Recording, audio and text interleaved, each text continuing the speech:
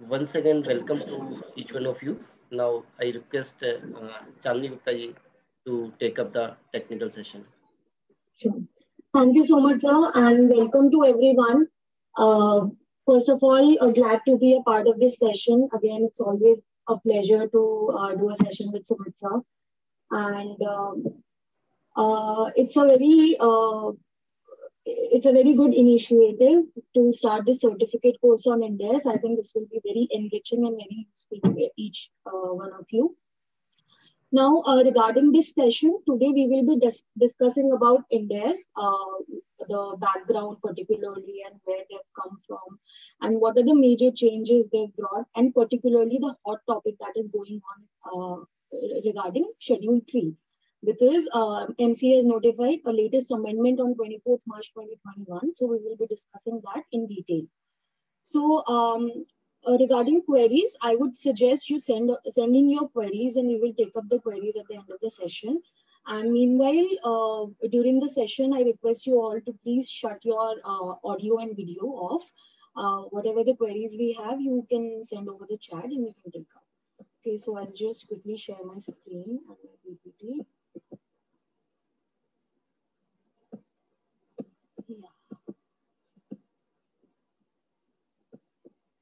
Hope my screen is available. Yes, Chandni. Yes.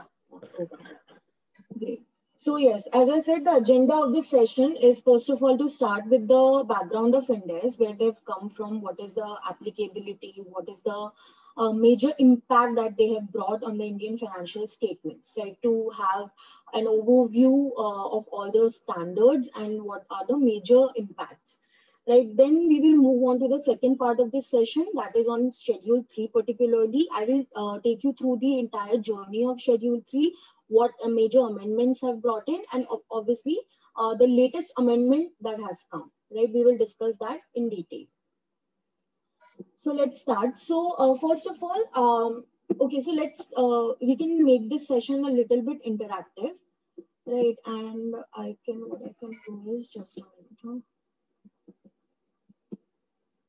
Okay, I cannot pull on the chat. I cannot view the chat side by side. Okay, I will view the chat whenever I ask you guys a question, because I want to we'll try to make this a little bit interactive. So we'll try to view the chat whenever there is any. Chat box is not visible to you, Chandni? No, it is, but I cannot operate the PPT while the chat. Right. Yeah. But pop-up will be there. Anybody will post a query, then pop-up definitely it will be there. Yeah. Okay. Sure. Okay. Yeah. So okay, let's start. So basically, as we speak, there are two major, like the most prominent standards, set of standards in the world are IFRS and US GAAP. Right. IFRS are basically UK-based standards. These are developed and issued by IASB. Right. And these are basically the penetration of IFRS is like greater than 70%. Okay. So when I say this, I mean that more than 70% of the countries in the world either permit or require the use of IFRS for the financial statements. Okay, the second part is US GAAP. These are majorly used in US only, and these are issued by FASB. Right? These are basically, FASB is basically Financial Accounting Standards Board, which is a US based organization. Okay, so these two boards are the most prominent and the biggest boards in the world which are developing accounting standards. And so basically these two standards are different in their own ways, but back in 2002, then 2006 and 2008, these two boards signed a MOU, a Memorandum of Understanding, to align these two standards, these two set of standards, and to agree on a single set of uniform standard across the world, right? Why? In order to bring harmony, in order to bring comparability, understandability, and ease of comparison for the investors across the globe, right? So basically, yeah. So first of all, since like it's been so many years that Indias have been introduced. So I suppose everyone knows that Indias are majorly based on IFRS and not US GAAP. Right, so we will discuss in detail about IFRS and not US GAAP. So IFRS, as I said, are developed by IASB, right? And they comprise of IFRS, IAS, IFRIC, and SIC. Now, what are all these? So basically, in 2001 till 2001, instead of IASB, which is the board, there was a committee called International Accounting Standards Committee, IASC.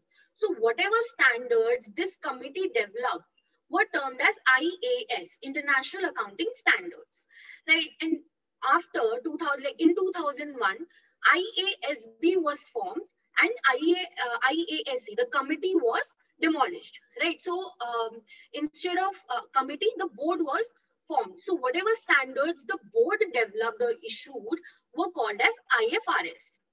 So basically, it's nothing but the IAS and IFRS, a single set of standards, right? So IASB adopted all the IAS that were developed by the committee. Now, these are the statement or the standards, but the committee or the board also issues some interpretations, right? These are called IFRIC, which are developed by IASB, and SIC, which were developed by IASC, which was the former committee, right? So all these interpretations also form integral part of the standards. Hence, cumulatively, IFRS, IAS, IFRIC, and SIC, these are cumulatively called as IFRS. So whenever IFRS is mentioned, it does not mean just IFRS 1, 2, 3 or whatever, but also IAS and the interpretations. Now, India has converged with IFRS. Now, when I say converged, it means that they have not completely adopted IFRS, but they have made certain changes, certain amendments that were required considering the Indian economy.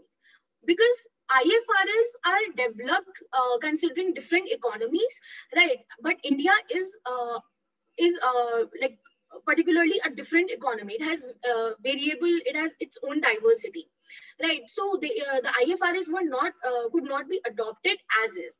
Although there are not major or many changes, but obviously wherever required, wherever seemed appropriate, the changes were made. This is called convergence, right? So about adoption and convergence, basically some countries have adopted IFRS. So places like Australia, Hong Kong, they have as is adopted the IFRS. So many countries have adopted IFRS as it is. So India, when converged with IFRS, made certain changes, as I said, right? These changes could be of three types. Number one is carve out. Now, what are carve out? Carve out is basically certain deviation or departure or like a different treatment which is given in IFRS, but India has decided to deviate from that treatment, right? Other is carve in, which means that an additional guidance has been inserted in the text. That means the IFRS was not giving that particular treatment, but India has inserted that treatment. Then curtailment of options. It means that IFRS was giving certain options for a particular transaction, that how it can be treated in the books of accounts. But India has decided to curtail those options and decided to go with only one treatment, right? Say, for example, fair value of investment property, right? So in IFRS, investment property can be measured at fair value or cost. But in India, Indians have curtailed the option of fair value, and investment property can be valued at cost only. So this is called curtailment of options. Okay, so now I hope we all understand that India has converged with IFRS and not just adopted IFRS. Yeah. So Indians were notified on 16th February 2015, and they were made effective from 1st April 2015. Right now, about the about the application or the applicability, it was not applicable to all the companies right from 1st April 2015, but MCA also notified a phased manner implementation or a roadmap for implementation of Ind AS that we will discuss in later slides. But this is to tell you that from 1st April 2015, right, not all the companies were required to comply with Ind AS, because from 1st April 2015, the companies were asked to apply it voluntarily. Okay, so for the year 15-16, none of the company was forced to apply Ind AS. Okay, so the roadmap we will discuss in later slides. Yeah, so about the structure of the standards, there are 40 IFRS, which includes IAS, and as against 40 IFRS, we have 39 Ind AS. Okay, so as I told you that IFRIC and SIC, these are the interpretations that are the integral part of the standards, the IFRS. But in India, what we have done is we have given these interpretations as an appendix to Ind AS. So if you have seen the bare text of the standard of the Ind AS, you must have seen certain appendix, right? So these appendix are, they form an integral part of the standard. So instead of having two documents, which is the case with IFRS, in Ind AS, we have only one document for the complete standard plus the interpretation. So I have just given the list of applicable standards. It's just for your view. When you get the PPT, maybe you can just refer it. Yeah. So 1st April 2015 was the most important and the most crucial date in the history of accounting in India, right? On 1st April, as on 1st April 2015, we had two sets of gaps. That means in India, the companies had two sets of standards in front of them. Now they had to decide as per the guidance given by the government that whether they have to apply the previous gap or the Ind AS, right? So pre 1st April 2015, we just had single set of gap, which is the accounting standards, which were notified in 2006. Right, and after 1st April 2015, we have those accounting standards called now the IGAP and Ind AS. Now, yeah. So basically now about the roadmap for implementation of Ind AS. First of all, on 16th February 2015, when MCA notified the standards along with the roadmap for implementation, the roadmap was notified for companies other than banking, insurance, and NBFCs. Okay, so as on 16th February 2015, no one had any idea about banking, insurance, and NBFCs applicability to Ind AS. Now, this is the old implementation guidance, because now we are standing in 2021, and as we speak, all the listed companies and all the companies having net worth of rupees 250 crores or more are applying Ind AS on a mandatory basis.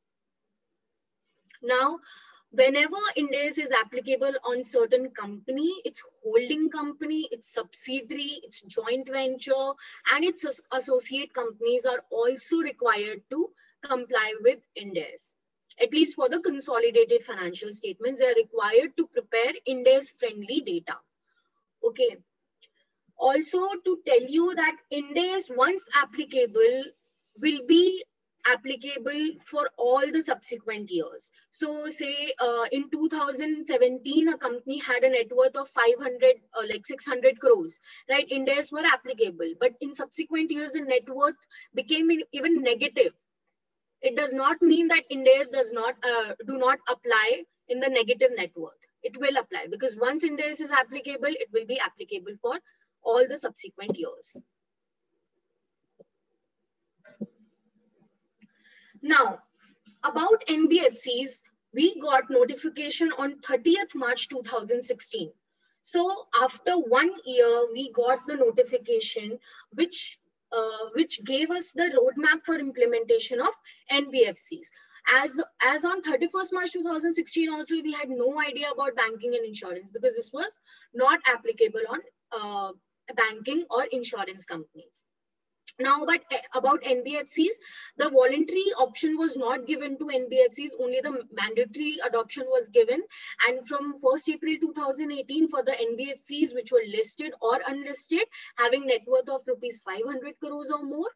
And from 1st April 2019, for all the listed NBFCs and unlisted NBFCs which were having a net worth of rupees 250 crores or more.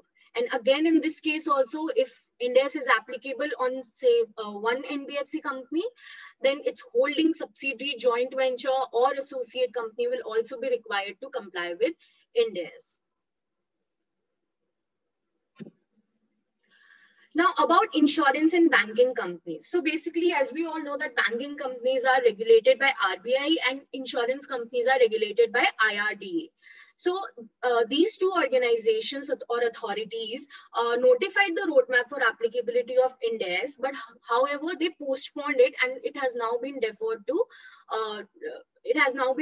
like there is no certainty when it will be applied on banking or insurance companies. And the point to be noted is that these companies are not even allowed to voluntarily apply. Okay, they are just not allowed to apply Ind AS. Now, one question may arise from this, that what if a company, say a NBFC, has an associate which is a banking company? Now, what will happen in this case?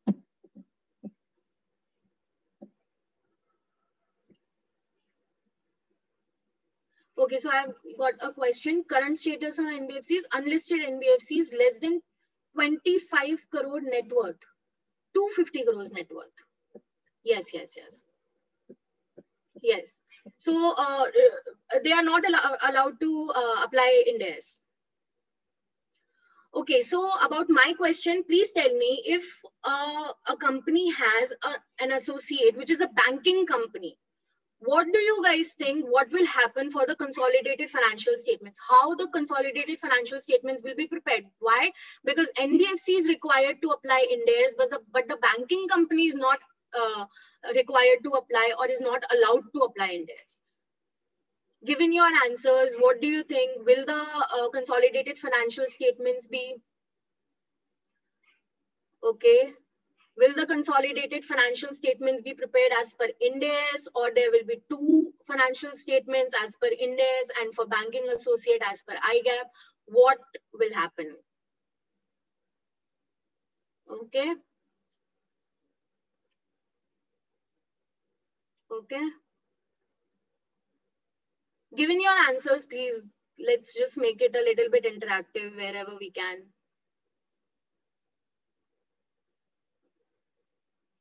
Okay, so I've got two answers wherein first is they need to submit another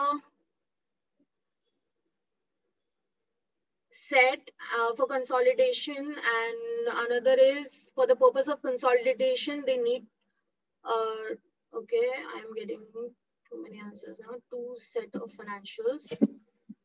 They need to prepare two set. Okay. IFRS will be applicable. Okay.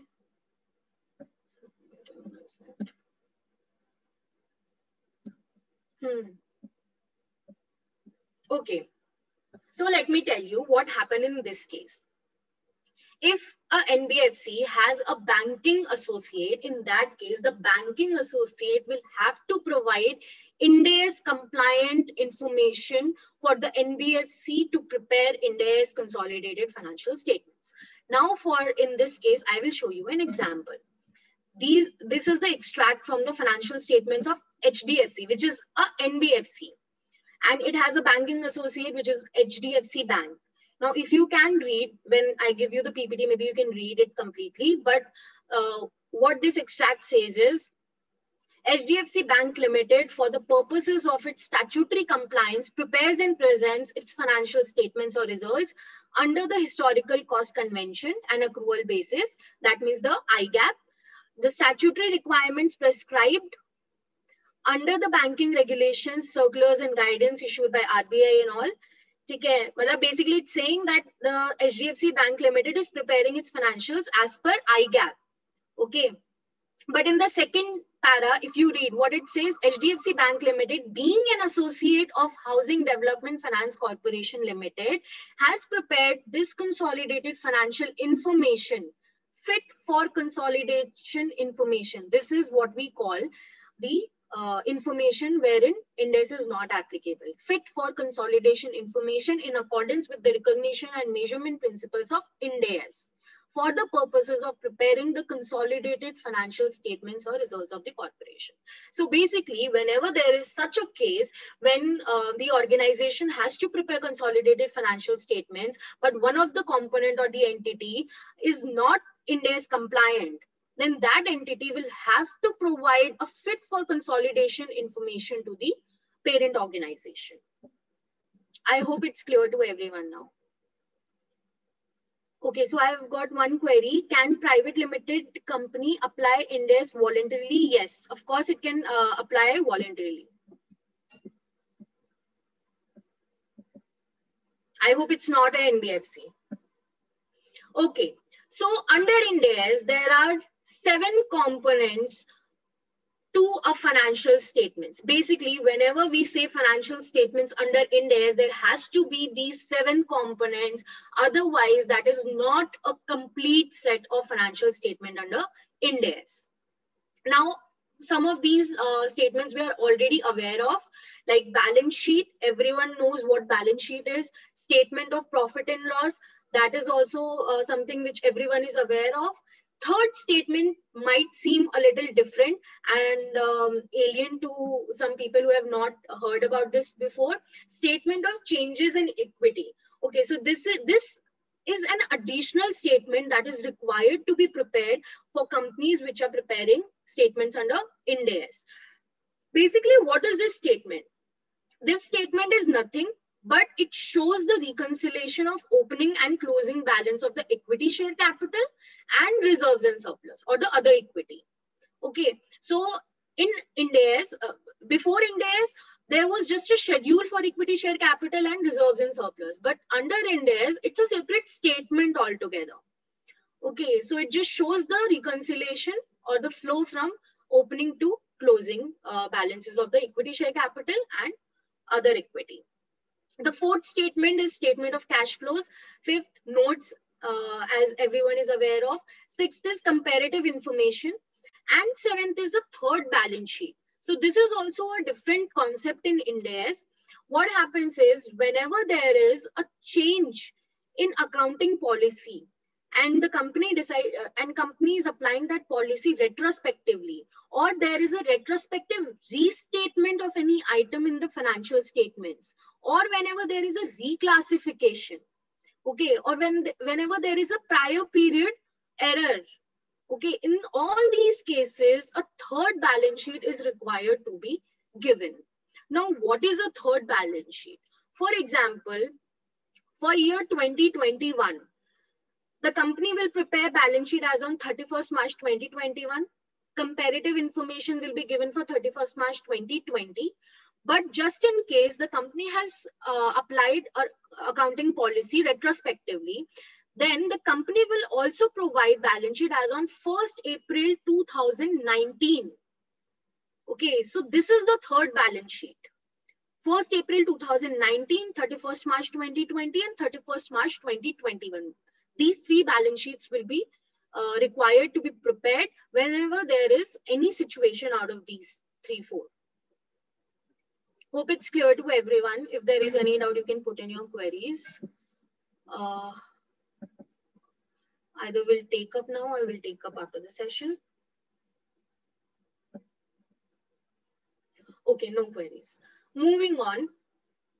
Now we will discuss what are the major impact or the major changes that Ind AS has brought on the financial statements. First of all, the format of financial statements has been turned upside down. What does it mean? Now, whenever there is a financial statement in front of you, you can upfront tell whether the company is applying Ind AS or IGAAP. How? In IGAAP, the equity and liability was shown first and then assets were shown later on. But in Ind AS, assets come first and then equity and liabilities come. So there is a very prima facie view that whether the company is complying with Ind AS or is it still applying IGAAP. Second, explicit and unreserved statement of compliance with all Ind AS is required in the notes. So this is a requirement in Ind AS. Earlier, what happened is only the auditor was required to give this in its report, that whether the company is complying with, whether the company is giving a true and fair view, and whether it's complying by true and fair view means that it's complying with all the standards, right? This was the responsibility of the auditors. But now this responsibility has been put on the management to put in a statement in the notes to the financial statements that whether the company is applying with all, complying with all the Ind AS or not. And by all the Ind AS, we mean all the Ind AS that are applicable to the company. If it's missing even one Ind AS, that means this statement is null and void. And the auditor will have to report this non-compliance in its audit report. Okay, so this is a very, very important and one of the major changes that Ind AS has brought on the financial statements, because it adds on an additional responsibility on the management, we can say. Now, the concept of third balance sheet, as I just told you, that it is required to be prepared in case there is a retrospective adjustment or when there is a prior period correction of errors or there's a reclassification of items. Then statement of changes in equity, as I told you, there's an additional statement added in the complete set of financial statements. It is required to be prepared under Ind AS. Please elaborate on third balance sheet. Okay, so third balance sheet, basically what happens is, why third balance sheet is prepared? Third balance sheet is prepared to get the restated opening balances, if we understand in very layman language. Because if you get the opening restated, whatever changes you have done, whatever retrospective adjustments you have done, okay, and if you get the opening restated balances, it's easier to show the comparisons or the adjustments each year, right? Because there is no mid-year adjustment, because you have the restated opening balances.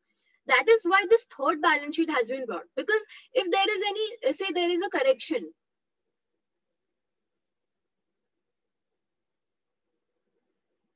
okay, I've got a query. Can you tell about opening balance sheet with some examples, as I've seen all Ind AS balance sheet first time with 3 comparatives. Any case where you believe there will be no opening balance sheet preparation requirement. Okay, yes. So basically what happens is, at the time of first time adoption of Ind AS, third balance sheet is prepared. Okay, and when the company is applying with Ind AS, like it's not the first time of the company, then third balance sheet is prepared only in these cases. So if I had, maybe I could show you one example. Okay, wait. I will just try to show you a practical example in this case. I can show you a financial statement of a listed company. Maybe it will help you understand.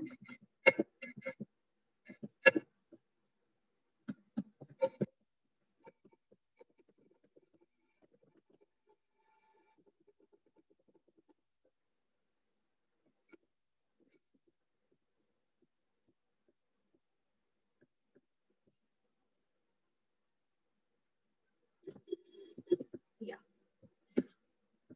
Okay. So I have this balance sheet of Hindustan Unilever for the financial year 16-17. Okay, and they have applied Ind AS from 1st April 2016. Now this is the balance sheet. I hope you all can see.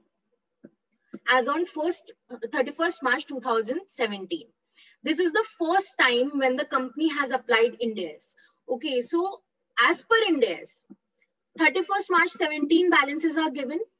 31st March 16 balances are given. Why? Because the comparative information is required to be given. Then 1st April 2015, which is the date of transition, basically as per Ind AS. So I hope you have attended this session of Nisha ma'am, in which she explained the implementation of Ind AS. In that session, you must have heard about the date of transition. So in this case for HUL, the date of transition is 1st April 2015. So as per Ind AS 101, the company is also required to give an opening balances or the third balance sheet as on the date of transition.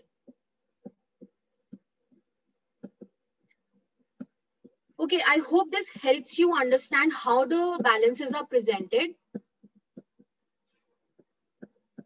Now, after the first time adoption, I will give you an example. After the first time adoption, how it goes. Say the company has changed its accounting policy of valuation of inventory.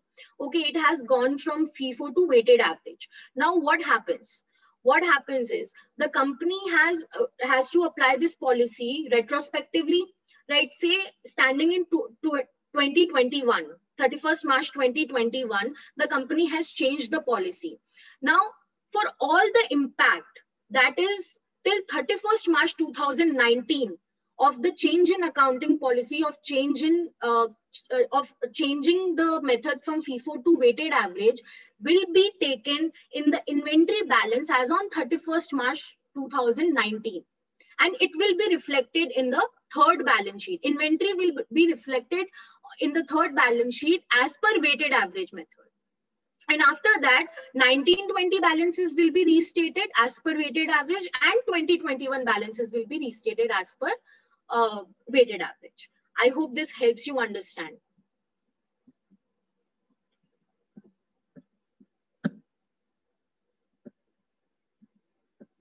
Any further query on third balance sheet? I am unable to open my chat box.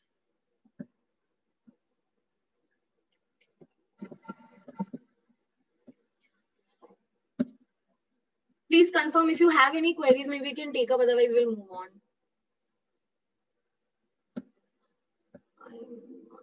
Can you confirm that? Yes, so Yogesh, the third balance sheet will be mandatory from moving from IGAAP to Ind AS. If you have attended Nisha ma'am's session, she has explained very well that how the conversion from IGAAP to Ind AS is done, and how the third balance sheet as on date of transition, as I showed you in the case of Hindustan Unilever, 1st April 2015 was the date of transition. The third balance sheet is given.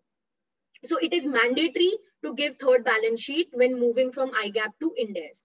Okay. Okay, great. Now we will move on.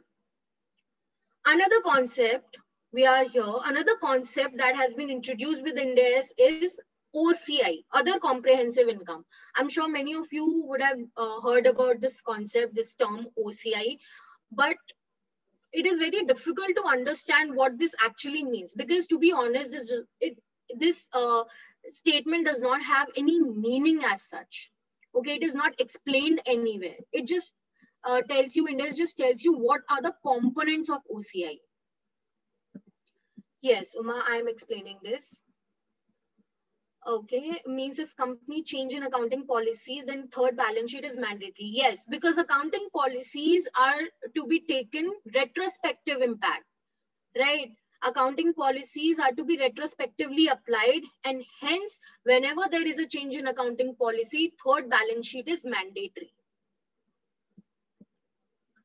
Right. So about other comprehensive income, I'm moving on now. If you have any queries related to third balance sheet, we'll take up after the session. Other comprehensive income is basically in the statement of profit and loss. There are two sections now. The first section shows you the profit or loss for the year, and the second section shows you the other comprehensive income. Now, what is this other comprehensive income? Basically, in this section, the items which do not flow from the P&L, these are only included in the other comprehensive income. And this other comprehensive income forms part of other equity, right? As we formerly it was called as reserves and surplus. Now, and in Ind AS it is called as other equity. So other comprehensive income forms part of other equity.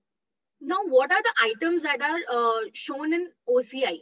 Like fair value, the revaluation of PPE or the property, plant and equipment. Whenever there is a revaluation of PPE, the change, the revalue profit or the gain or loss is shown in OCI and not in PNL.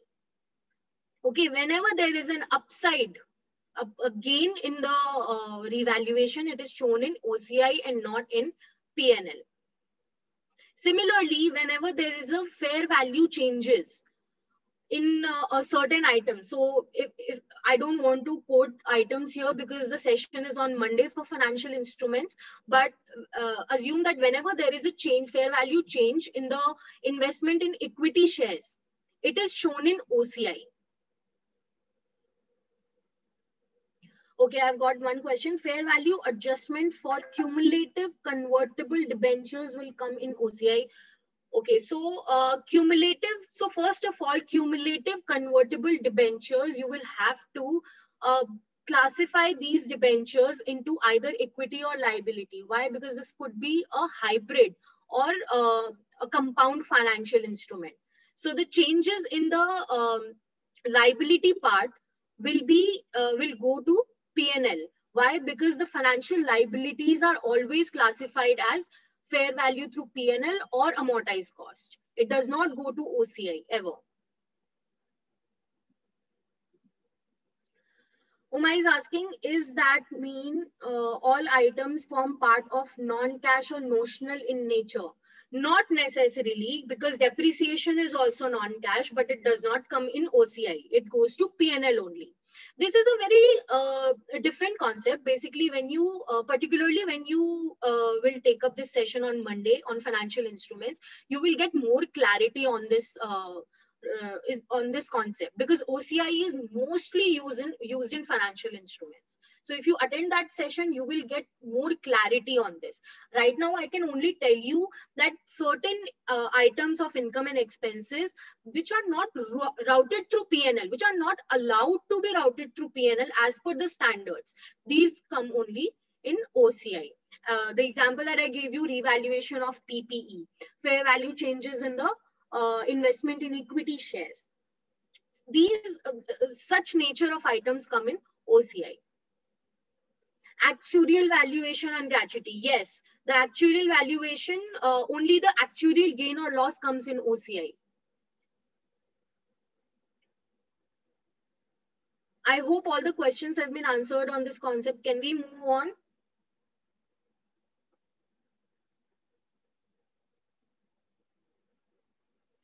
Okay.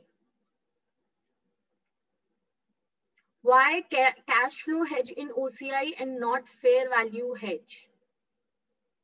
Okay, so basically fair value cash flow hedge comes in OCI only for the effective portion of it, right? And not the fair value hedge. Fair value hedge is mostly what I can comprehend. It's my personal opinion. What I can comprehend is because fair value hedge is to hedge the fair value changes in P&L. So if you take the changes in fair value on hedge in OCI, then how are you going to hedge the impact on P&L? Say if there is a negative 100 rupees in your P&L and you have hedged that negative 100 rupees, but the gain of rupees 100 on hedge, you take it to OCI, then there is a negative in P&L and positive in OCI. It will never knock off, right? So we have to understand why the hedge has been taken. What is the purpose of it? What are we protecting? What are we hedging? Right? What is the objective behind it? So fair value hedges are mostly for that, to hedge the fair value changes in P&L. That's why the changes are taken to P&L only and not to OCI. Great. Okay, so now moving on. The next change that Ind AS has brought is the classification of assets and liabilities into financial and non-financial. Again, this is a concept which is related to your Monday session, but I'm going to give you a brief view. So basically, all the assets and liabilities are already being bifurcated into current and non-current. But now further, we have to bifurcate it into financial or non-financial. Ind AS 32, 107, 109. These three standards particularly are applied in this case because these three standards relate to financial instruments and they guide you what is a financial instrument. So just to give you an example, say trade receivables, loans and advances, cash and cash equivalent. So anything which gives you a right to receive cash or any other financial asset, or it puts you in an obligation to deliver some cash or a financial asset, that is a financial instrument. There has to be a contract, there has to be a right to receive, an obligation to pay. Okay, only those items will be financial instruments. And now all the items will have to be bifurcated into financial and non-financial and has to be presented separately on the face of balance sheet. Hope it's clear. Although you will get to understand this in more detail in the Monday session. I'm again and again saying this because Monday session should be very, very important. Tomorrow's session is also very, very important because revenue is one standard which is the biggest standard and is widely used. And the Monday session is very vital for Ind AS because Ind AS now is more about financial instruments and fair value and all these concepts. Right, so you can imagine there are whole 3 standards on this concept, financial instruments, entire 3 standards. So obviously this is a very important topic. Okay, so moving on. The third requirement or the change that Ind AS has brought is a disclosure requirement, which is to disclose the changes in liabilities arising from financing activities. These need to be given. Okay, hold on. I've got a query. Government subsidy is financial or non-financial? So basically financial and non-financial, the items which are contractual can only be financial or only financial. Only contractual obligation or right will be financial, and government subsidy is not contractual. It is not a contract between 2 parties. It is some statutory allowance or a benefit that is given from the government. So it is non-financial. Yeah, so about this disclosure of changes in liability. So basically in the statement of cash flows, earlier this was not required, but now a separate table is given basically to show the changes in liabilities from the financing activities, because generally what happens is the changes in forex is not clearly understandable from the statement of cash flows. Hence this requirement was brought in by the government so that the changes of forex and the changes due to interest payment and all is clearly visible and understandable from the this particular disclosure.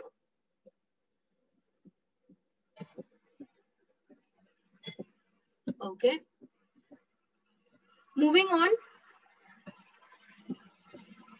Another change is non-adjusting events occurring after the reporting date or reporting period are disclosed in financial statements, whereas in IGAAP it was disclosed in report of approving authority. So this is one minor change.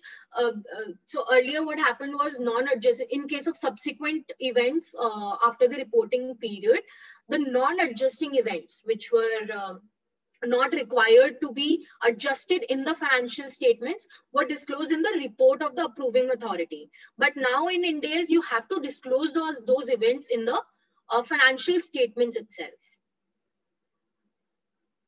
Next is the discounting of provisions is required in Ind AS. If the effect of the time value of money is material. So basically, the provisions were never discounted. It was never a requirement and was never even today in India, it is not a mandatory requirement. There is a condition attached to it. If the time value of money is material, then only you discount the provisions. Otherwise, there is no need to discount the provisions. But for the companies for which the time value of money is material, for those companies, it is a major change. Why? Because this will it will impact their financials, right? There will be finance cost in their financials every year now, because discounting means you first of all discount it and then you add the interest to it.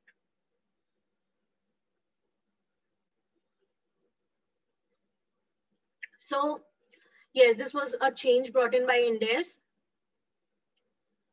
Next, the bifurcation of compound financial instruments. So someone asked me about the convertible, cumulative convertible debentures, right? This is an example of compound financial instrument. Basically, the financial instruments which have a component of equity and liability both, these are to be bifurcated now, and the equity part is shown in equity and the liability part is shown in liability. Now, what is the impact of it? Earlier, you guys tell me, where did you see the preference shares? Say a company has issued preference shares. Where did you see those preference shares in the financial statements or in the balance sheet? Can you tell me where the preference shares were shown or disclosed in balance sheet earlier? Equity, share capital, okay.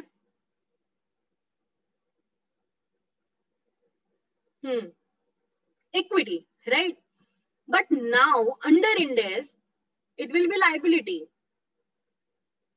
Why? Because it depends upon the nature of the preference shares. Say if these are the convertible preference shares, and then in that case, the company will have to bifurcate the portion of these preference shares into equity and liability. And the liability will go to the liability part and the equity part will go to the equity. So this is one critical change. Why? Because this will impact the financial ratios.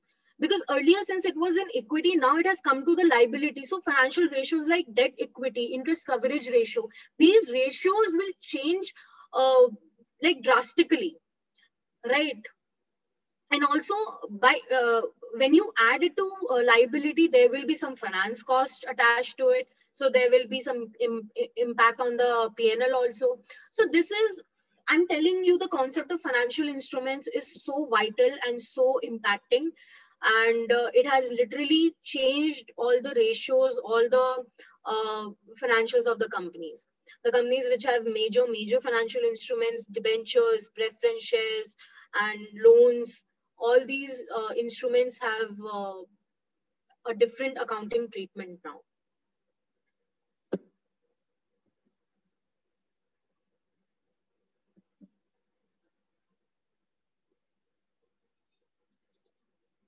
Okay, so Uma is asking, what is the impact of discounting of provision? How does it improve the reliability of financials? As there is a, it's an estimation basically. Yes, I agree with you, Ma. It is definitely an estimation, and there is no, it does not improve any reliability. That is why this condition has been attached to it, that when the effect of time value of money is material, then only you discount the provisions, otherwise it's not required. Surya is asking, any exceptions are there? I mean, I want to show as equity only. No, there is no exception. Obviously, there are criterias, right? There are different criterias to evaluate whether a financial instrument is a compound instrument or not. And that, to understand that, it will take a whole lot of session. So for now, what I can tell you is, if it qualifies the definition of a compound financial instrument, no, there is no option to show it as equity only.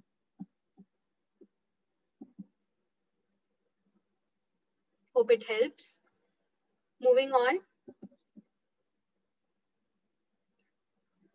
Application of fair value concept, right? So basically, under Ind AS, there is a separate standard for fair values, Ind AS 113, which provides all the guidance on fair value. So now you can understand, if there is a standard on fair value, then how much the fair value is used across the standards, right? Right from like financial instrument is completely based on fair value. Then you have business combination and share-based payments, right? That has a different definition of fair value, but still. So there is a wide usage of fair value across all the standards. So what I can comprehend from this is that now the management needs to be very aware about the market. It needs to regularly monitor what are the changes in the fair values and how it is going to impact the financial statements, right? And that is why what I can understand is the usage of hedging has increased, because if the fair value changes will keep on impacting financials, the P&L will become so volatile that, you know, every year there's a change in fair value, and there's a huge impact of change in fair value on P&L. Then how do you understand what is the actual profit from operations if the major impact is due to fair value, right? That is also one reason that fair values, the changes in fair values taken to OCI, to understand the actual profit or loss from the operations, so that the major fair value changes is not impacting the P&L. Right, to reduce the volatility in the P&L, I think the fair value concept is very important, and the management, the company needs to regularly monitor this and understand the impact of it, and try to hedge this or try to protect its P&L from the volatility. Okay, I will just turn off this chat box right now. Yeah. Now, moving on. Obviously, the Ind AS has brought in extensive disclosure requirements. I think earlier, as per IGAAP, the financials were not very lengthy, but now as per Ind AS, I think the financials are very lengthy because of the extensive disclosure requirements. There are separate standards for disclosures only. Ind AS 107 for financial instruments, Ind AS 112 for in case of consolidated financial statements. Right, these two standards are principally based on disclosures only. They tell you the disclosure requirements only. So I think Ind AS requires a lot of disclosure.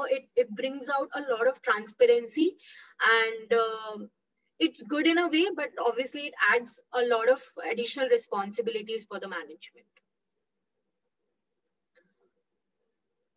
Okay, moving on. Next change that I feel is the substance of a transaction is valued over its legal form, what we call as substance over form. Earlier also this concept was there in IGAAP, in the framework of IGAAP, but it was never implemented in the standards per se, right? But now under Ind AS, the standards are completely based on substance over form. There is no rule to say how much revenue to recognize or how much value to book in P&L, right? There is no rule. There is a principle basis which you have to evaluate or analyze a transaction, and then you have to figure out how much needs to go to P&L. Okay, that is one of the major differences. The IGAAP is more rule-based, but Ind AS are more principle-based standards.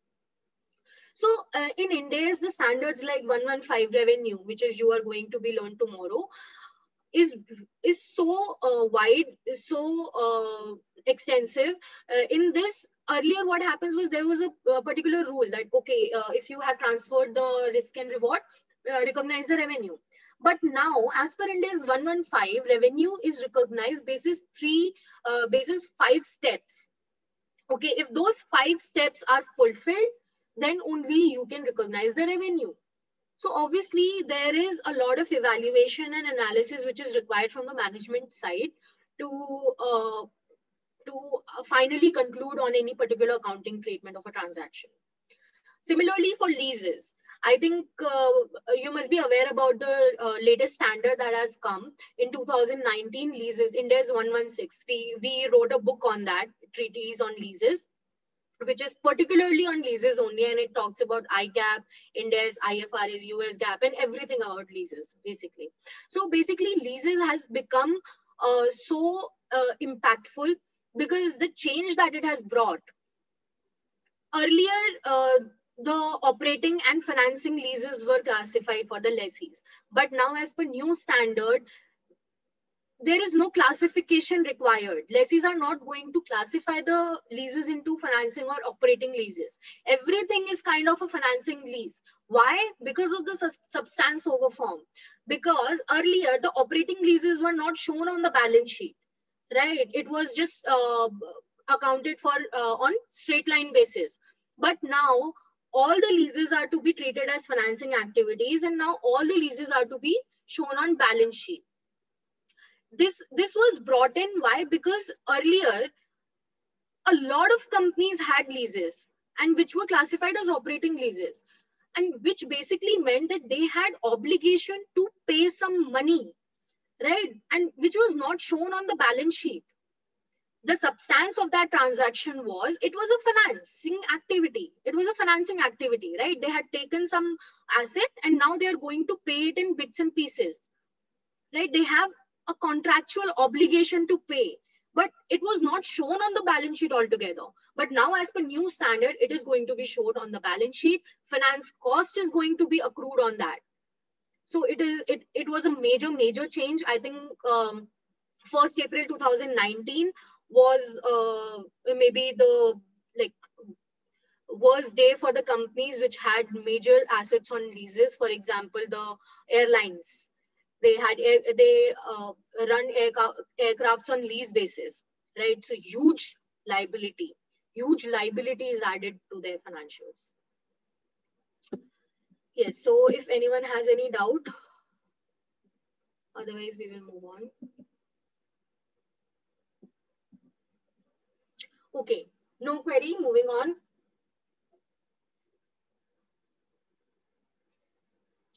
Can you elaborate on business combinations? So basically, business combinations now, in case of business combinations, the assets and liabilities are recorded at fair value. Earlier, it was on book value, right? And there is no merger or purchase method. There is just one concept that you have to book the assets and liabilities on fair value. Can you explain the transition provision of Ind AS 116? See, the transition provision, basically, they have given certain practical expedients that you can call as relaxations in certain requirements. But yes, yes, the treatment is majorly like that only, that the companies are required to add a liability, and for whatever assets they have taken on lease, they have to recognize a asset for that.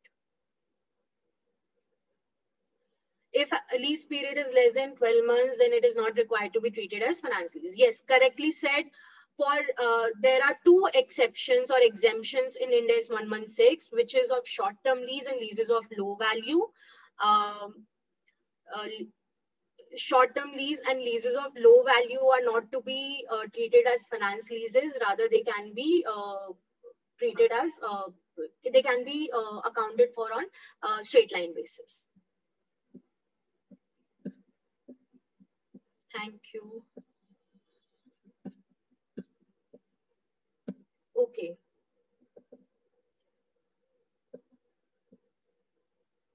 Moving on, Ind AS requires extensive use. Okay, just a minute. I've got one more query. How can we measure low value? So, so there is no limit or threshold given in the standard. It is completely based on the nature of the asset and the value of the asset. One thing that is given in the standard is it has to be low for all the companies. Like assets like mobile phone, laptops, only these assets can be treated as low value. And asset needs to be, the value needs to be look at when the asset is new. Say you have got a second-hand phone, right? It does not mean it's a low value. You have to see when the asset is new. You have got a second-hand car, but the car is worth 20 lakhs. It's not a low value asset, right? So there is no threshold given, say 5,000 ka asset hai, tabhi low value hai. There's no concept like that, but it totally depends upon the nature of the asset and when the asset was new. Yeah. So moving on, Ind AS requires extensive use of management judgment, as these standards are principle based rather than rule based. As I told you, a lot of evaluation and analysis is required for any transaction now, and not just a rule is given to how to account for it, but a lot of discussion and a lot of estimations are required. Next is additional guidance is given with respect to financial instruments, SBP, agriculture, hyperinflationary economies, insurance contracts, fair value measurement, regulatory deferral accounts, SCA, and combination under common control. So basically, Ind AS has brought a lot of new concepts, a lot of guidance on specific issues, which was not there in IGAAP. Since as in IGAAP, there was no standard on financial instrument, there was just a guidance note on derivatives. Then a share-based payment, which are ESOPs in short. For ESOPs also, there was no standard earlier. There was just a guidance note, and now a particular standard is there. Agriculture, for all the companies which have agriculture-based operations, there was no guidance earlier at all. But now there's a standard on agriculture. Now the standard tells you how to value a calf. If there's a cow and it delivers a baby, how to value that baby, that is also given in the standard. So I think the Ind AS has brought a lot of wide coverage of guidance, and it's very, very useful for all the companies. Specific guidance which was highly required. So that's about impact on financial statements. I hope it was useful, because now we are going to move on to Schedule 3, which was the second part of this session. Okay, I've got one more query. If in a lease agreement there is no given a lock-in period, then Ind AS ordinance it's applicable for whole lease period or anything else.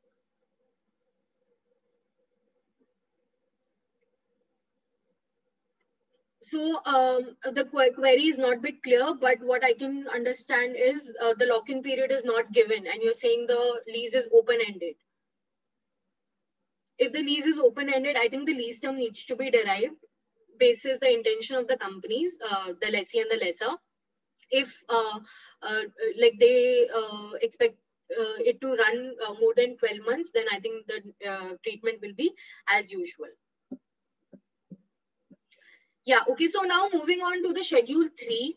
First of all, let me tell you what Schedule 3 is. Schedule 3 is nothing but it gives you a format of balance sheet, a statement of P&L, and the disclosure requirements, certain notes or general instructions on how to prepare or present the financial statements. Right, now, what is the requirement of Schedule 3 and where does it come from?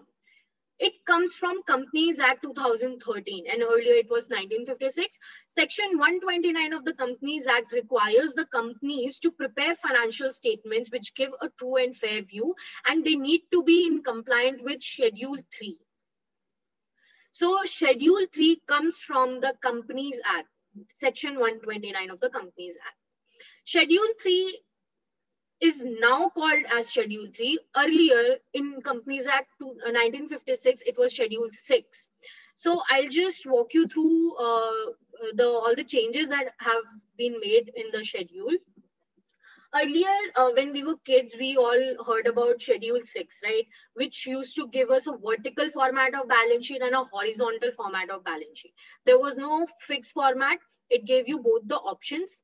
But then in 2011, so I'll tell you, Ind AS were first planned to be implemented from 2011. And that is why the Schedule 6 was revised in order to bring in changes in financial statements, to introduce the vertical format of the balance sheet, and to align the format with the international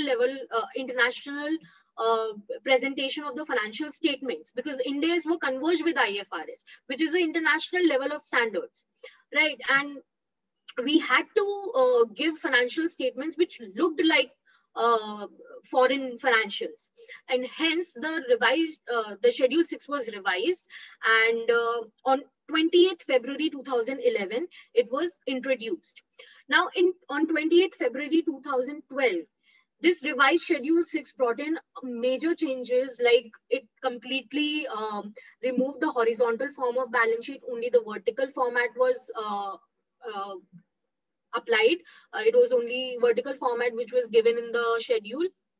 Then in addition to it, the classification of current and non-current, the assets and liabilities were required to be classified in current and non-current. It was first introduced in revised schedule 6. Earlier it was not a requirement in schedule 6, the old schedule 6. Then later on, the schedule 3 was introduced when Companies Act changed. Companies Act 2013 was enacted, and schedule 3 was, just a minute, I am getting a query. If there is conflict between schedule 3 and Ind AS, and what provisions would prevail? Schedule 3 requirement is minimum, and if there, yeah, so the answer has been given. Yeah. Schedule 3 to the Companies Act 2013 was introduced on 26th March 2014, and it was applicable on all the companies which were preparing its financial statements as per IGAAP, which is basically the Accounting Standards Rule 2006, right? Then later on, now the 26th March 2014 schedule was only the Division 1, which was for companies which were preparing financials as per IGAAP. Now, when the Ind AS were introduced in 2015, on 6th April 2016, Division 2 was introduced, which is basically for companies other than NBFCs which are preparing financials as per Ind AS. Then later on in 2018, Division 3, which is for NBFCs, was introduced. And after that, the required amendments were made to Division 1, 2, and 3.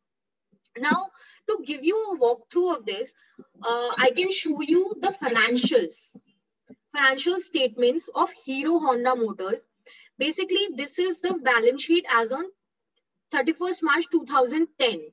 This is as per the old schedule 6.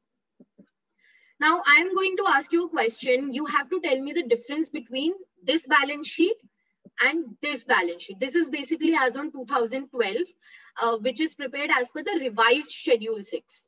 Okay, this is old schedule 6 and this is revised schedule 6. So what changes can you notice? I'll just show it for 5 minutes and then move on to that one.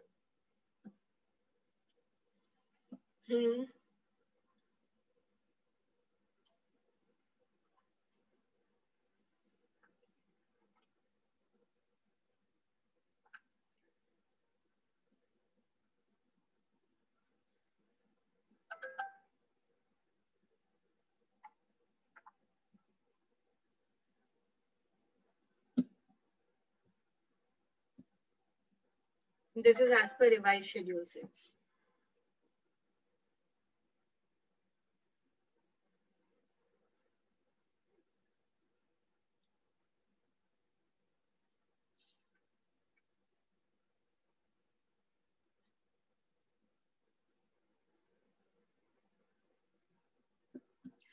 Right, so a lot of people have correctly noticed. First of all, the bifurcation of current and non-current.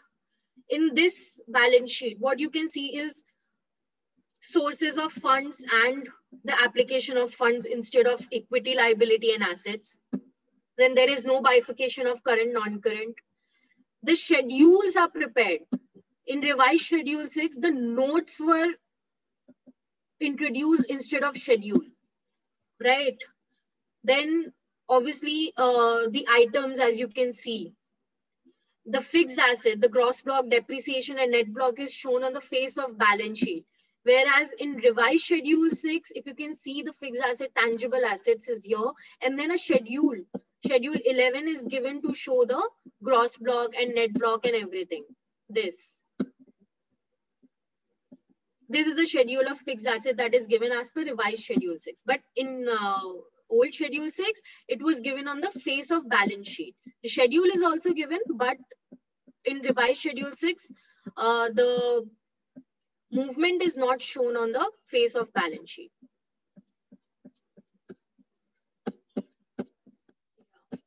So, yeah. Then next, I think, is statement of profit and loss. The nomenclature was changed for the P&L. P&L account, earlier it was used P&L account, but now in revised Schedule 6, statement of profit and loss was used. So yes, I think it is very clear now that how the financials, the look of financials has changed over the period of time. This is the old Schedule 6, this is revised Schedule 6, and then this is the Schedule 3 as per Companies Act 2013. Now there is no much difference between revised Schedule 6 and Schedule 3 as per Companies Act 13, but obviously a slight changes. See, this is the view of Schedule 3. Yeah. Then this is Schedule 3 for 2015. That means before the Ind AS were implemented, before the Ind AS was introduced, right? Ind AS were made applicable from 1st April 2015 on voluntary basis and from 1st April 2016 on mandatory basis. That means these financial statements are in compliance with IGAAP. That means Division 1 of the Schedule 3. Now we are clear that there are 3 divisions of Schedule 3 under the Companies Act 2013. Division 1 for IGAAP financials, Division 2 for Ind AS financials, and Division 3 for NBFC Ind AS financials. Right, so this for 31st March 2015 is for IGAAP, yani ki Division 1 to the Schedule 3. Now, when Hero Motors moved to Ind AS from 1st April 2016, this is how their balance sheet looked like. This is as per Ind AS, Division 2 to the Schedule 3. Now, here you can see the equity and liability and asset. The order has been turned upside down. The asset has come first and equity and liability has gone down. Right, so this is a prima facie assessment that, you know, the company is complying with Ind AS when the assets come first and liabilities and equity come later on. Okay, so now I think this is this must have helped you a little bit to understand, to get an overview of what I'm talking about, what Schedule 3 is all about, and how the changes in the look of financials has been from time to time. Now, we are here to discuss the latest amendments that have been notified by MCA on 24th March 2021. So moving on to the first amendment. Right, okay, so first of all, let me clear this, that the amendments have been brought in Division 1, 2 and 3. All of these divisions have been amended. But in this session, I'm going to deep dive Division 2 amendments only. Why? Because this is applicable for the Ind AS companies other than NBFCs. I will keep telling you from for every amendment, whether it is for Division 1 and 3 also. Otherwise, there are certain additional amendments also in Division 1 and Division 3, which we are not going to discuss in this session. We will cover mostly Division 2, and whatever the common amendments are, that we will also discuss. Shagun is asking what change came in Division 3. So Division 3 is basically for the NBFCs only, which are complying with Ind AS, and the format of financials is quite different, because the financial and non-financial, like the bifurcation is into financing and non-financing. So you can view the Division 3 to the Schedule 3 to get an overall view of how the financials of NBFC looks. Right, so first amendment is into the rounding off. It is in general instructions to the Schedule 3. And basically the amendment says that instead of looking at the turnover for rounding off, we need to look at the total income. So to give you a brief background, in India, rounding off is compulsory. That means for the companies which have total income less than 100 crore rupees, they need to round off all the numbers in their financials to the nearest hundreds, thousands, lakhs, or millions, or decimals thereof. And for companies having more than 100 crore rupees, then to the nearest lakhs, millions, crores, or decimals thereof. So the rounding off is compulsory in case of Ind AS, and earlier it was looked on the basis of turnover, but now it is looked on the basis of the total income.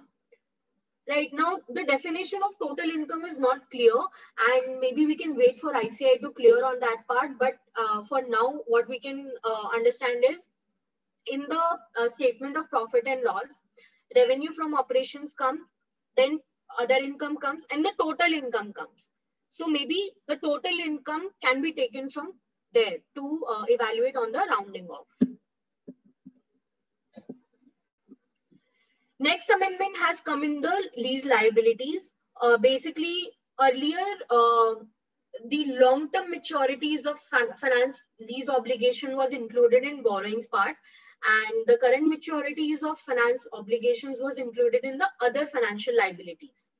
But now, when the Ind AS 116 has been introduced, finance these two bifurcations have been removed, and only the lease liabilities, the term lease liabilities, has been included in the current and non-current financial liabilities.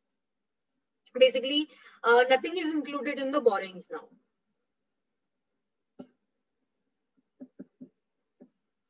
Okay, so next amendment that has come is on the statement of changes in equity that we have that I told you about.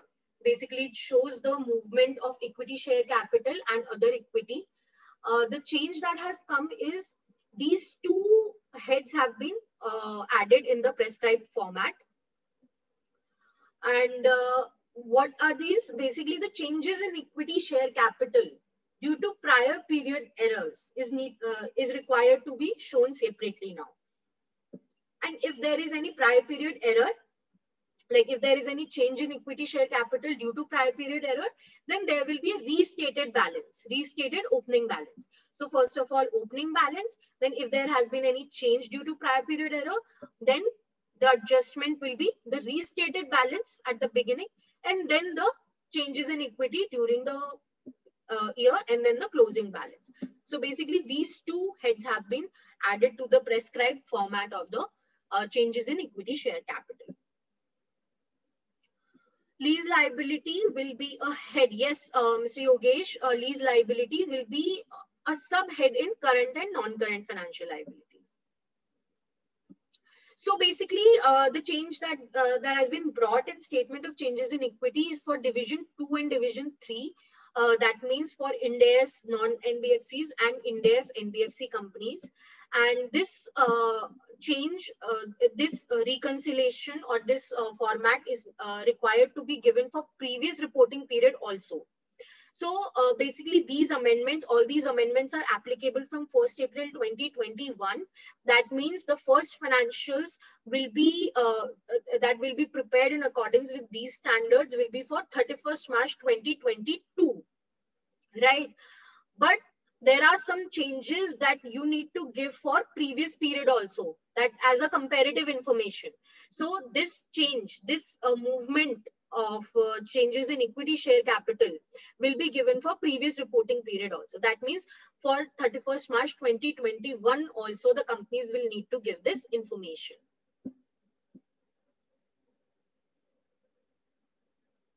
Sorry, what is the difference between opening balance and registered opening balance? Not, I think you mean restated opening balance. So the difference will be of the change due to any prior period error. Okay, if the company has any change due to prior period error, then only there will be a difference between the opening balance and the restated opening balance. Now moving on, there is a requirement that has been added for PPE and intangible assets. Basically, in addition to giving reconciliation of gross and net carrying amounts, the company also needs to disclose the amount of change due to revaluation. And this is required only when the change is 10% or more of the aggregate of the net carrying value of each class of PP or the intangible asset. right? Now, this change has been brought to view the change in like change in revaluation uh, upfront. Why? Because what happened was, earlier what happened was, whenever there was an upside or downside due to revaluation, it was adjusted within addition column or the adjustment column. It was not understandable by looking at the schedule of PPE that what has been the what has been the impact of revaluation. But now, by adding this particular column in the schedule, I think it will be very clear, prima facie, to understand what the revaluation impact has been on the company, right? And now this amendment is in division 1 also. That means the companies that are preparing financials as per IGAAP will also be required to add this column in the schedule of their PP and intangible assets. Schedule division 2 obviously for the companies having Ind AS, and schedule 3 division 3 also, that means for the NBFC Ind AS financials. Right now, also, all these changes have been brought to align with the CARO 2020. So you must be like, some of you might be aware of CARO 2020, which is the new CARO, which will be, which was to be implemented earlier, but now it has been deferred and will be introduced from 1st April 2021. Right, so on financials of 31st March 2022, CARO 2020 will be applied. Now, all these changes that I'm talking about, some of these have been brought in to align with CARO 2020, because auditor is now required to check the change due to revaluation.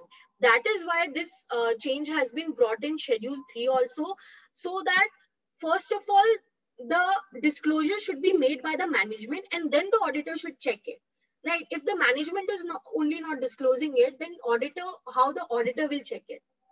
That is why the schedule 3 has been changed and amended to align it with CARO 2020, so that the onus of such disclosures comes on the management first, and then the auditor gives its view and check it, and then report it in the audit report.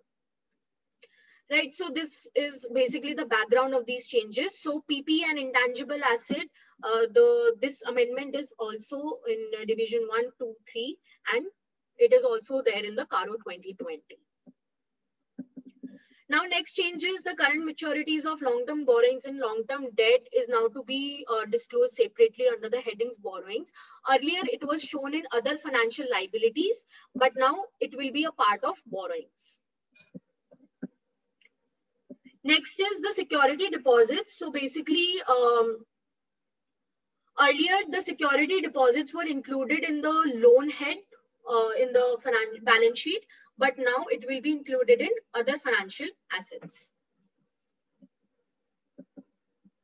Next is, now the companies are required to give a shareholding pattern of the promoters also. They need to disclose the promoter name, the number of shares, the percentage of shares, and whatever the change has been during the year in terms of percentage. Now, again, this disclosure requirement is in division 1 for IGAAP companies, Ind AS companies, and NBFC Ind AS companies also.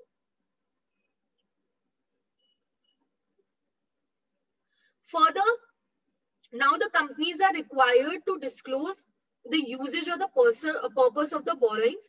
So basically, when the company has not used the borrowings from banks or financial institutions for a specific purpose for which it was taken, the company is now required to disclose the details of where they have been utilized.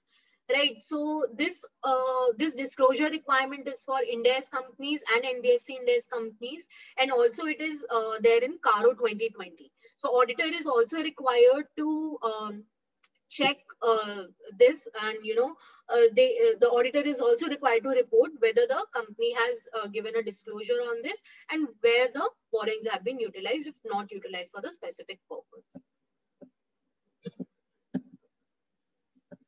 Moving on, so I think this is a very important amendment that has been brought for aging of trade receivables and trade payables. Earlier, only the classification of considered good and all was given. But now, the companies are required to bifurcate the trade receivables, first of all in disputed and undisputed. And then they need to give a proper aging from the due date of payment, right? Not from the due date of billing, but the due date, not from the date of billing, but from the due date of payment. They need to give an aging for trade receivables in the shown buckets of less than 6 months, 6 months to 1 year, 1 to 2 years, 2 to 3 years, and more than 3 years. And for trade payables, they need to bifurcate again in disputed and undisputed trade payables, and also for MSME and others separately. The aging will be given in the bucket of less than 1 year, 1 to 2 years, 2 to 3 years, and more than 3 years. I think this disclosure will have a major impact, because if any company shows a trade payable in the bucket of more than 3 years for MSME, then everyone knows that what the impact is, right? As per the MSME rules, MSME Act, the repercussions are pretty bad. Okay, I've got one query. Date of payment means after considering period allowed, right? Yes, the credit period.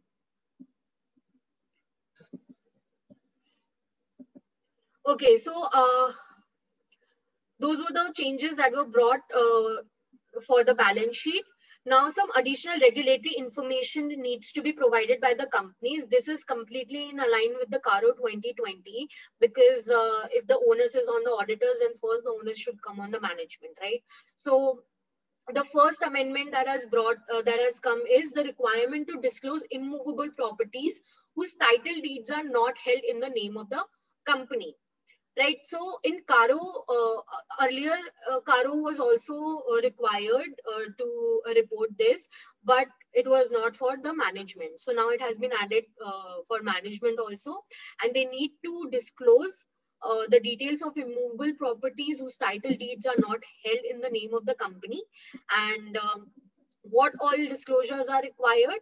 First of all, the relevant items, say whether it's a PPE or it's an investment property, or whatever the nature of the asset is, and then the gross carrying value, then title deeds held in the name of whom, the person in, or the entity in whose name the title deed has been held, then whether the title deed holder is a promoter, director, or relative or employee of the promoter or director. Then property held since which date and reason for not holding in the name of the company. And also they need to indicate whether the property is in dispute. So I think all these disclosures are required now from the company, from the management, whenever there is a immovable property whose title deed is not held in the name of the company. And again, this is for division 1, 2, 3, like all for IGAP, Ind AS, NBFC Ind AS. All the companies are required to disclose this. Yes, for leasehold properties also. Disclosure with respect to fair valuation and revaluation. So basically, as per Companies Act, the requirement is whenever there has to be a valuation of assets, it will be done by the registered valuer as per the company rules, right? But but the companies were following it or not, it was like unknown. But now the companies are required to disclose it. If they have, if they've got the properties revalued or valued, then they need to disclose whether the revaluation was done by the registered valuer or not. And again, this is for division 1, 2, and 3. All the companies are required to disclose this fact now. Moving on, the advances, the loans or advances granted to promoters, directors, KMPs, and the related parties. So basically, I think this is a very impactful change that has been brought. Here, the companies are required to disclose certain items for the loans or advances. Mind it, the advances are also included, which are actually in the nature of loans, right? which are granted to promoters, directors, KMPs, and the related parties, which are as per the definition of Companies Act. That means the transaction has to be as per the Companies Act, but the condition are such that whether it is repayable on demand, or the terms or the period of repayment is not specified. Okay, whenever there is such a case, the company needs to provide this disclosure, and they need to disclose the amount of the loan or advance, which is in the nature of loan, and the percentage of such loan or advance in terms of the total loan or advance. Right. So I think this is a very impactful change, because now it will disclose all the advances that companies give to its subsidiaries or known entities. And again, this disclosure requirement is for division 1, 2, and 3. And again, it is also a change in CARO 2020, and auditor will be required to report on this particular disclosure. Next is on the aging of CWIP and intangible assets under development. So basically, under the assets head and non-current assets head of the balance sheet, you can see there are line items like capital work in progress and intangible assets under development. For these two items, the company is now required to give an aging. Now, why this aging schedule is required? Maybe because there are certain companies which are having CWIP from like for more than 6-7 years, right? So now the government wants to look at why they are due from such long period, whether the project is in progress or it has been temporarily suspended, because it will impact the capitalization of the borrowing cost and the capitalization of the other costs, right? If any item is in CWIP for so long and the company is capitalizing the cost regularly, then that is not that is not appropriate, right? Hence, I think this disclosure is required, and the companies are required to bifurcate the projects into two parts: first in progress, and for those which are temporarily suspended. And the aging needs to be given in the bucket of 1 year, 1 to 2 year, 2 to 3 year, and more than 3 years.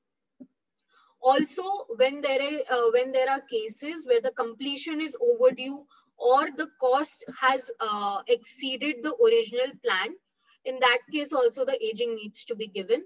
And for projects which have been suspended, the activity has been suspended, that also needs to be separately disclosed. Further, the disclosure is required in case there is any proceeding has been initiated or pending against the company for holding any Benami property, right? So the companies are required to disclose the details of such property, the amount thereof, the details of beneficiaries, and if the property is in the books, then reference will be given to the balance sheet item. Then if the property is not in the books, then the fact needs to be stated. And where there are proceedings against the company under this law, then the details needs to be given, and further the nature of proceedings, the status of the same, and the company's view on same. Like, so many disclosures are required for if there is any proceeding initiated. Mind it that disclosure is required only when there is a proceeding initiated or pending against the company under Benami company. Okay, I've got one doubt. Will anyone give this information?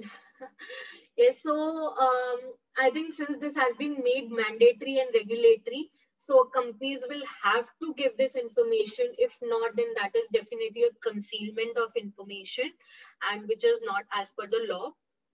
And obviously the onus is on the auditors also, because in CARO 2020, this is also a part of CARO. So auditors will have to get into the details of it. I think this is definitely an additional work. So many efforts will be put in by the management and definitely by the auditors. Because even if the information is given by the management, then how the auditor is going to check it? That is also a question. Now moving on, disclosure with respect to the borrowings.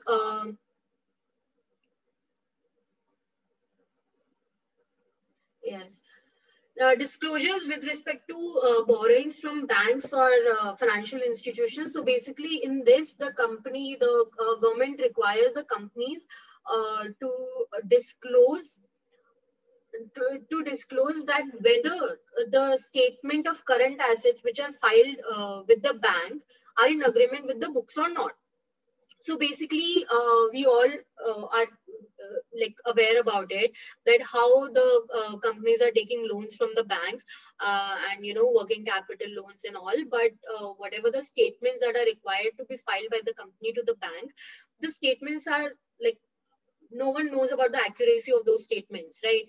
And the banks are being looted on that part, and hence I think this disclosure is required, and the government has added this to now the management will only disclose whether those statements that have been filed with the bank, whether they are in agreement with the books or not.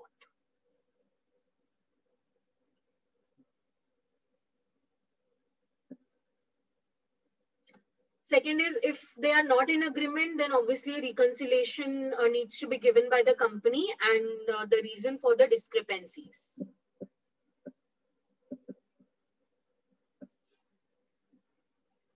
Okay, now this is also in, for like NBFC index companies, and it is also a part of Caro. But in Caro, there is a limit that if the working capital is in excess of 5 crores, then only the auditor is required to report this. Otherwise, auditor can pass. Okay, so next requirement is on willful defaulter.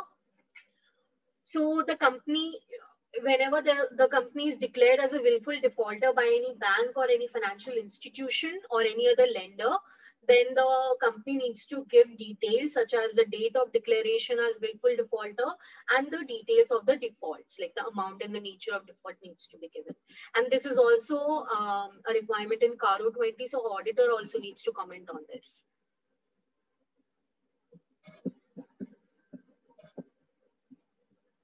Next is the relationship with stock of companies. This has been added for division 1, 2, and 3. And where the company has any transactions with the company's struck off under section 248 of the Companies Act 13 or 560 under 1956, the companies need to disclose the name of the struck off company, the nature of transaction, like say if it's a if any receivable is there or any payable is there, then that needs to be disclosed, the balance outstanding and the relationship with the struck off company. So if the struck off company was a shareholder or the company is a shareholder in the struck off company, all those relationships also need to be disclosed. Further, the registration of charges or satisfaction with the ROC, this requirement is there. The company needs to disclose if any charges or satisfaction yet to be registered with ROC beyond the statutory period, then details and reasons are need to be given. Then compliance with number of layers of companies, where the company has not complied with the number of layers prescribed under section 287 of the company's rules, the name and CIN of the company beyond the specified layers and relationship or extent of holding of the company in such downstream companies needs to be disclosed. Then compliance with approved schemes or arrangements. Whenever there is approved scheme or arrangement, then the company needs to give details of that and whether the arrangement has been accounted for in the books of accounts in accordance with the scheme and accounting standard. And whenever there is a deviation, the company needs to explain the deviations. Okay, moving on, I think this is one of the very important amendment that has been brought by the government on the key ratios that the company now needs to disclose. Now, in addition to disclosing these key ratios, the government also wants the companies to explain what has been included in the numerator and denominator for computing this ratio. Right. So I think a lot of details needs to be given here because and it might vary from company to company, although the formula for these ratios are standard for some of the ratios, say current ratio, debt equity ratio and all, but it might vary in some cases. Now, in addition to it, the company also needs to explain the change in ratio whenever the change is more than 25% as compared to the preceding year. So that means for financial year 2021-22, the company needs to disclose ratios as on 31st March 2021 also. So for whoever is present here and preparing financials as per Ind AS, maybe you can compute these ratios now for balances as on 31st March 2021. Now further, this amendment has been brought, this disclosure requirement has been brought for the utilization of borrowed fund and share premium. Basically, this says that where a company has advanced or loaned or invested funds, that means either it has given the funds or it has invested the funds, and the funds may be borrowed funds, or it may be share premium or any other source or kind of funds, to any other person or entity, including foreign entities, right? And all of these will be called as intermediaries for this purpose, with an understanding that the intermediary shall directly or indirectly lend or invest in other person or entity identified in any manner whatsoever by or on behalf of the company. That means the ultimate beneficiary. So for say example, company A has given some loan to company B with an understanding that B will further give this loan to C. So C in this case is the ultimate beneficiary. B is the intermediary, right? So the disclosures that need to be given by the company is the date and amount of fund that has been loaned or advanced or invested in the intermediary. That means A will give a disclosure that how much has been given to B, and then further the date and amount of fund further advanced or loaned by the intermediary to the ultimate beneficiary. That means A now will have to deep dive into the financials of B and will have to see that where those funds are further invested or loaned, right? So basically A will deep dive in these financials also. And this is the other way around also. If the company has received any fund from any other company with an understanding to invest in any other further ultimate beneficiary, in that case also the company needs to give these disclosures, right? And all these disclosures goes for the amount advanced, loaned or invested, or any guarantee given. So any guarantee, if A has given any guarantee to B to further guarantee to C, right, that also needs to be disclosed.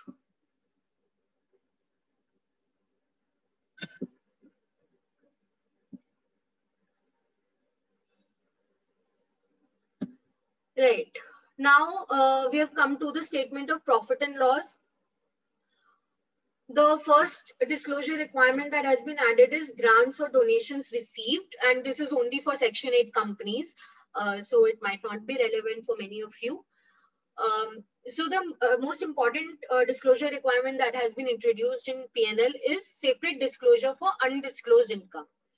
So basically the company needs to give details of any transaction that is not recorded in the books and that has been surrendered or disclosed as income during the year in a tax assessment. So basically in any tax assessment, if any income or asset is surrendered or disclosed as income, the company needs to give details in the financial statements, right? And there is an exception to it, that if there is any immunity from such disclosure under any scheme or whatsoever, then the company may not give the disclosure, but otherwise the company needs to disclose this.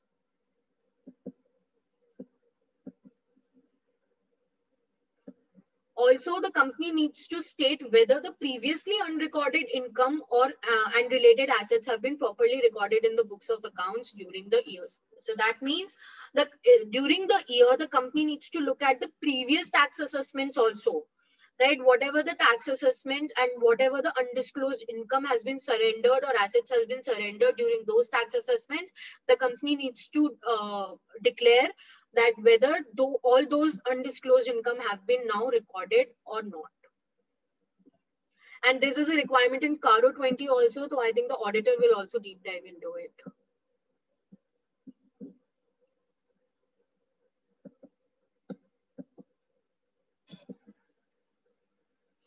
Yes, the foreign party means any foreign entity. So Yogesh is asking, more important it is how it has been dealt in the books of accounts, right? Like how, whether it has been recorded or not, basically that is more important. Now on the part of CSR, the company needs to disclose the amount that, which is, so basically all these disclosures regarding CSR was there in section 135 always, and but companies did not disclose it very prominently. So I think by introducing this disclosure requirement in Schedule 3 will require the companies to disclose it more prominently. So what the disclosure requirement is, that the companies need to disclose the amount that is required to be spent by the company during the year as per section 135, then the amount of actual expenditure done, and the shortfall if there is any, and the shortfall of the previous year, the reason for shortfall, the nature of the CSR activities, and the details of the related party transactions. So basically, if, for example, a contribution to a trust controlled by the company in relation to CSR expenditure, right? So all the details with regard to related party transaction for CSR needs to be disclosed. Further, where a provision is made in respect to a liability incurred by entering into contractual obligation, the movement in the provision during the year shall be shown separately. So basically, a whole lot of separate disclosure needs to be given on CSR. Now, last disclosure requirement is on cryptocurrency. And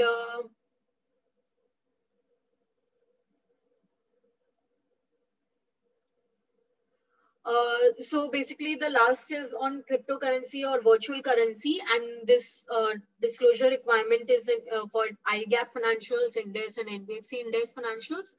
And basically in this disclosure, the companies are required to disclose if they have traded or invested. So basically traded or invested in cryptocurrency or any virtual currency during the financial year, they need to disclose the profit or loss on that transaction, and the currency, the amount of currency held as at the reporting date, and the deposits or advances from any person for the purpose of trading or investing in the cryptocurrency.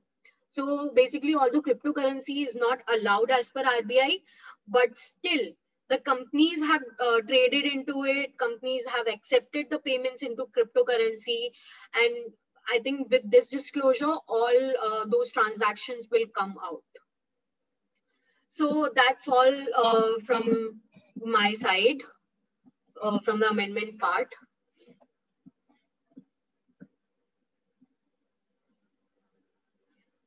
Sumitsa, we can move ahead.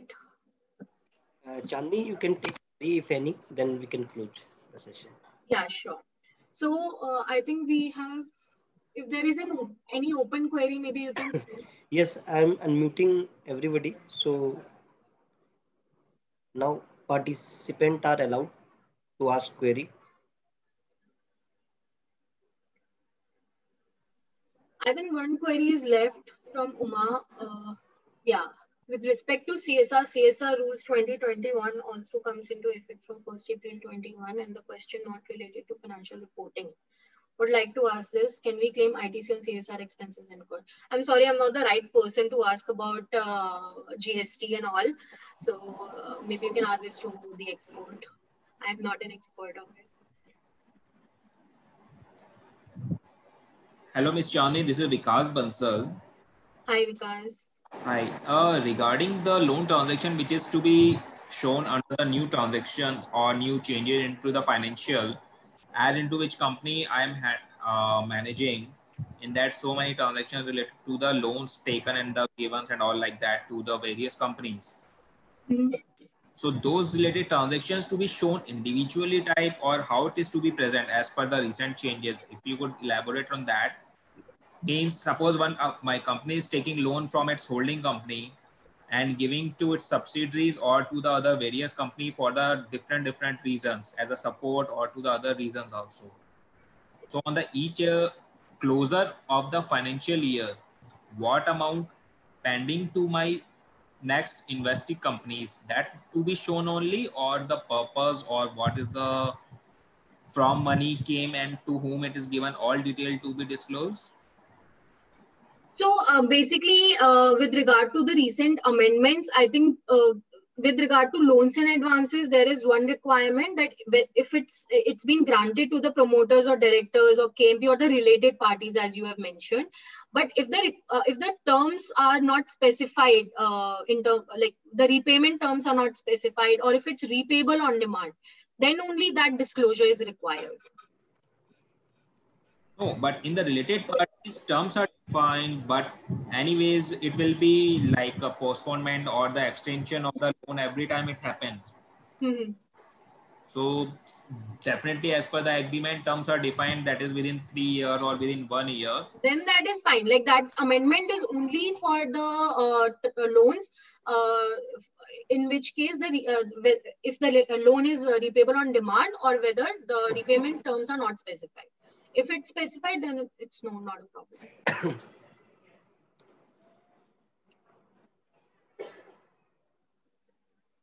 Any other question? How the virtual currency is valued? There is no such guidance on it yet. We all are waiting for this. How P&L can be calculated on crypto virtual currency, how auditor can value it. So, Mr. Atul, I think there is no such guidance yet, but obviously, whatever the actual P&L has been, whatever the actual profit or loss has been made by the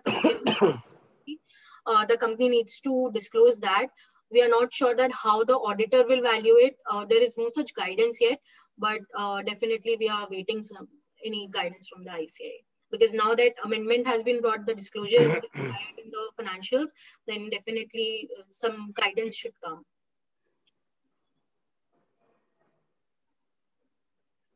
Any other query? Umaji asked one query regarding trade payable aging schedule.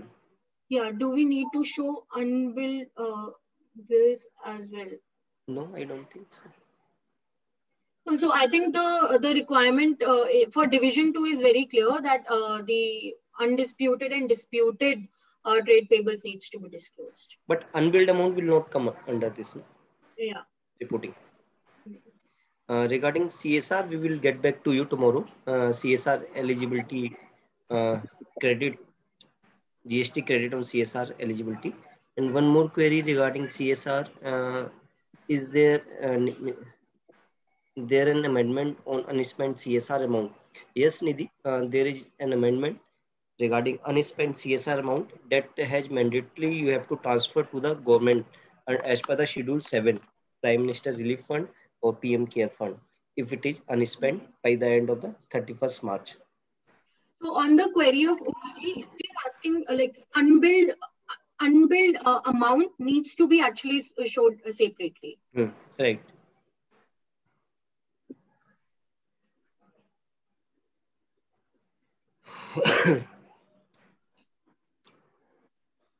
So can we close the session or just a minute? Thank you. CCD are debt instrument or equity instrument? Chandni. CCDs are debt instruments or equity instruments. Again, Mr. Surya, this needs to be evaluated basis the terms of the CCDs. Generally, these are the compound financial instruments. And when we say it's a compound financial instrument, it's a debt instrument plus an equity instrument. So the values need to be derived for both, and the accounting will be for debt instrument as per the financial liability and equity instrument as per equity. Hello. My doubt is whether fair valuation adjustment will come under OCI or P&L. So again, for the fair value changes in financial liabilities, it never comes in OCI. And also for the equity part, it will not come in OCI. Why? Because the fair value, the method of classification for fair value through OCI is for investment in equity shares. So for debt instruments, the changes in fair value always go to P&L. So Chandni, can we close the session? Yeah, I guess if no one has any further. Yeah, thank you very much. Sorry to interrupt. There one query related to the disclosure part as percent changes. As there are so many changes comes into the picture related to like current maturity changes, trade payables showing and all. So whether we need to regroup also for the previous year figures as into the next financials of any of the company. So there could be the huge changes into the regrouping. Like for current maturities, earlier it was showing on the financial liabilities. Now it will be shown under separately. So there will be each and such type of every transaction to be regrouped or reclassified again as a comparative part. Right. Yes. Definitely it will be required. Okay. Yeah. So thank you very much for active participant by everyone. And tomorrow we have session by C. Ankit Kaushik ji on the revenue accounting in days 1 and 5. So let's join timely 6 p.m. tomorrow. Thank you, Chandni, for your wonderful and interactive discussion as always. So thank you very much. Thank you so much. Thanks everyone. Thank you.